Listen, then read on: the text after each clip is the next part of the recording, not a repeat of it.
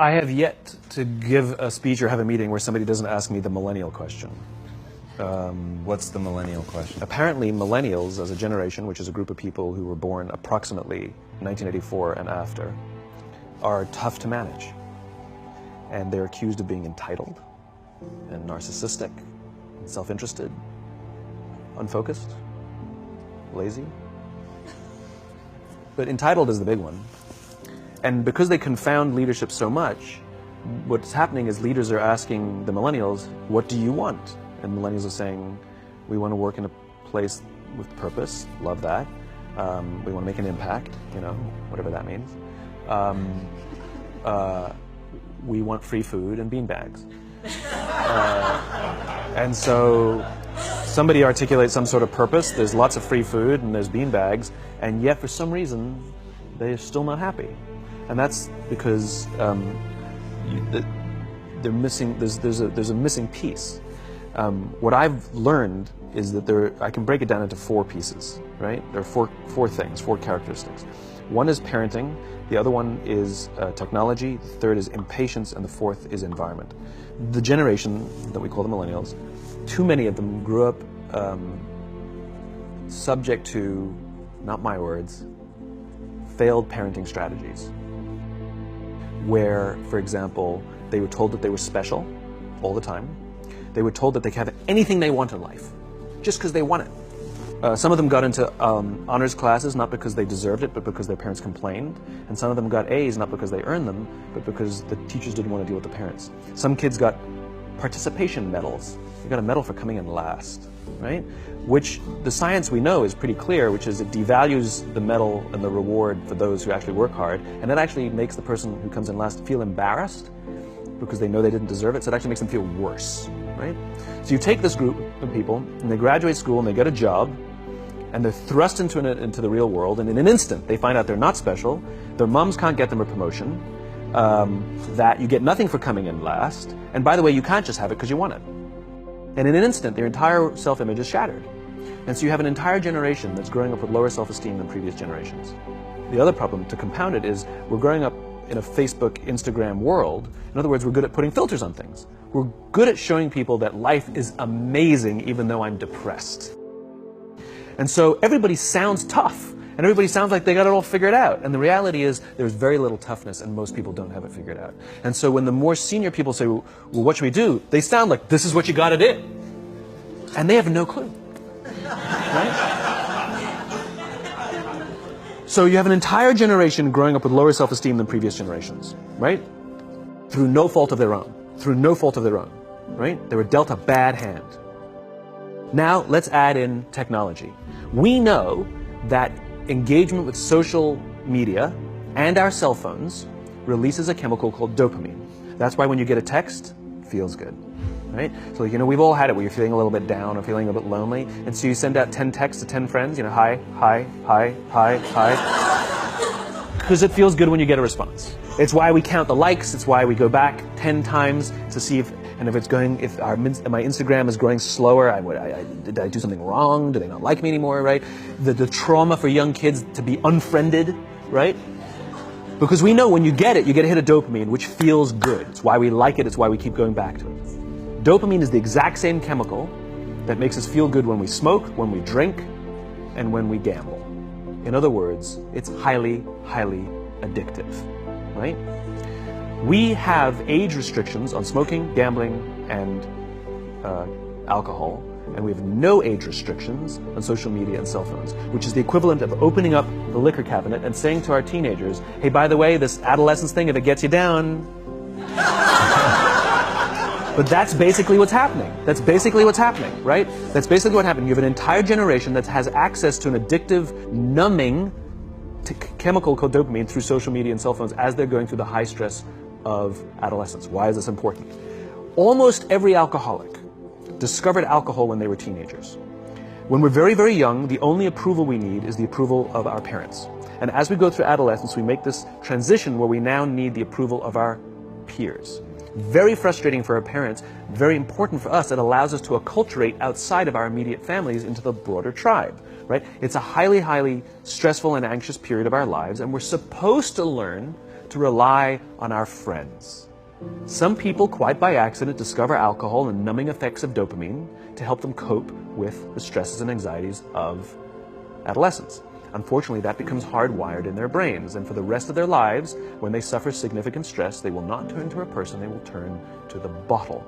Social stress, financial stress, career stress, that's pretty much the primary reasons why an alcoholic drinks, right?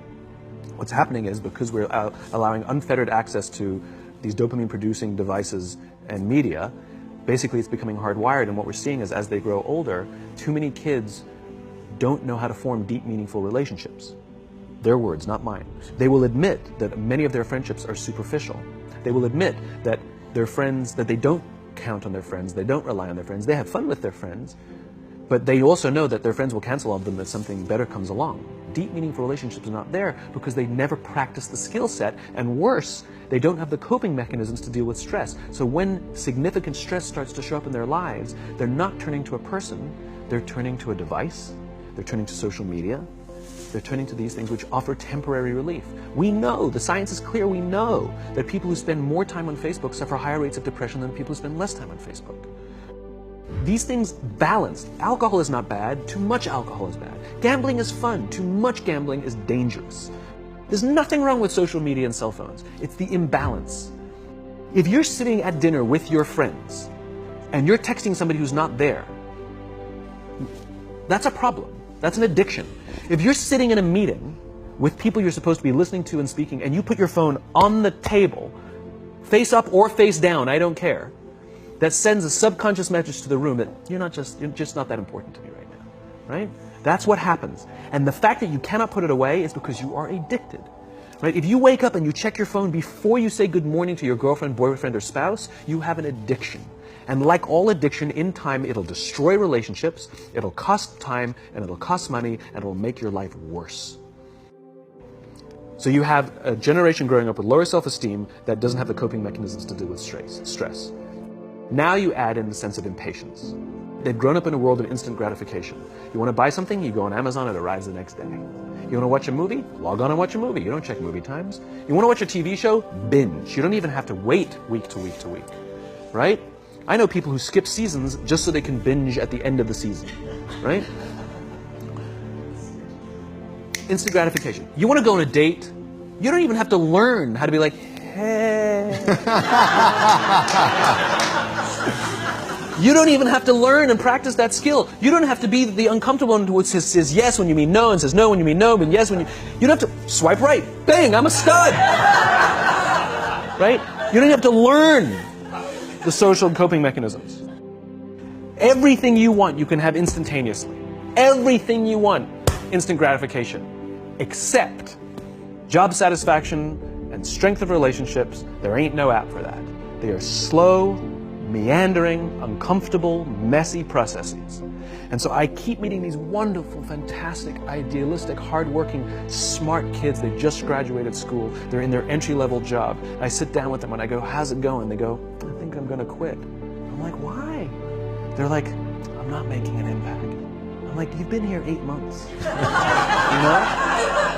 It's as if they're standing at the foot of a mountain and they have this abstract concept called impact that they want to have in the world, which is the summit. What they don't see is the mountain. I don't care if you go up the mountain quickly or slowly, but there's still a mountain. And so what this young generation needs to learn is patience.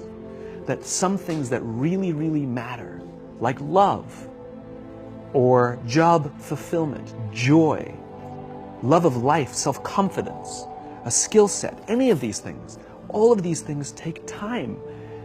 Sometimes you can expedite pieces of it, but the overall journey is arduous and long and difficult. And if you don't ask for help and learn that skill set, you will fall off the mountain, or you will, the worst case scenario, and we're already seeing it, the worst case scenario is we're seeing an increase in suicide rates, we're seeing an increase in this generation, we're seeing an increase in accidental deaths due to drug overdoses, we're seeing more and more kids drop out of school or take leaves of absence due to depression.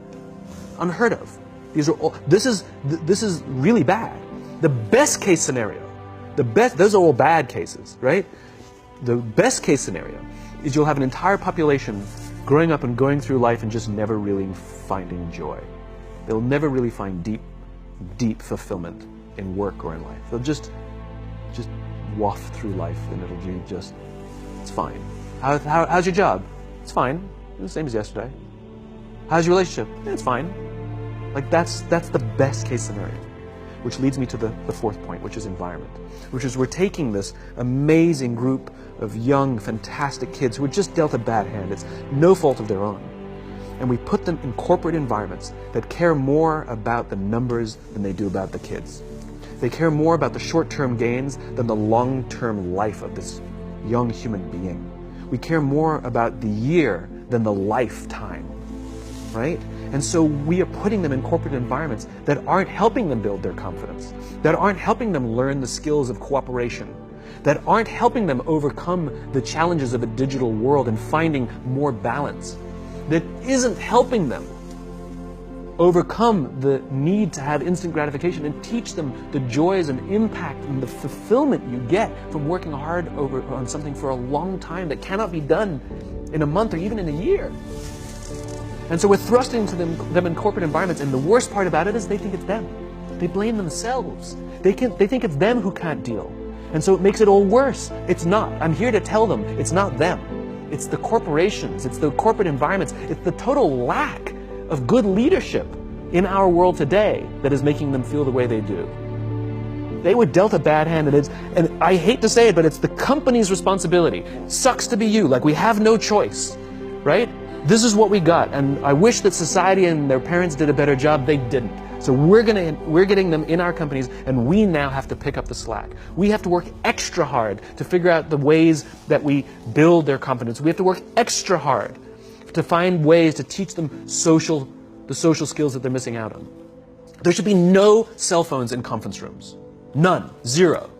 And I don't mean the kind of like sitting outside waiting to text. I mean like when you're sitting and waiting for a meeting to start, this is what we all do. We all sit here and wait for the meeting to start.